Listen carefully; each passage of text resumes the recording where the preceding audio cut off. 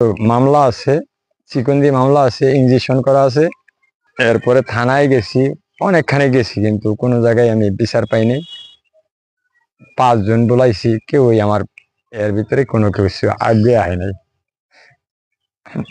হ্যাঁ, বাচ্চা থাকাটাই দুষ্কর হয়ে যায় গেছে। হ্যাঁ, যেই পরিমাণ টাকা ব্যয় করে হ্যাঁ লোকে তো আমি পারতাছি না।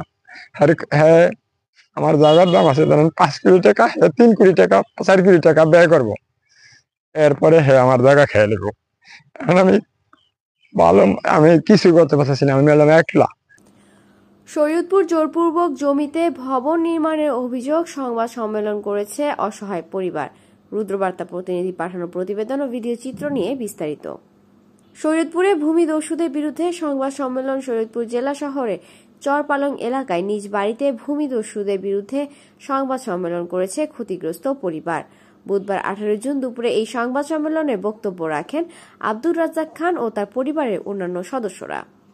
তার বক্তব্যে বলেন, জেলা শহরের ফায়ার সার্ভিসের সামনে শরীয়তপুর ঢাকা সড়কের পাশে তাদের 13% রেকর্ডীয় সম্পত্তি রয়েছে। সেই সম্পত্তিতে নুরুল হক খান, শামসুল হক খান ও রমিজ খান মিলে আদালতে নিষেধাজ্ঞা অমান্য করে ভবন নির্মাণ কাজ শুরু করেছে। নির্মাণ কাজে বাধা দেওয়ায় তাদের ভয়ভীতি প্রদর্শন করা হয়েছে বলে সংবাদ সম্মেলন থেকে দাবি করা হয়েছে।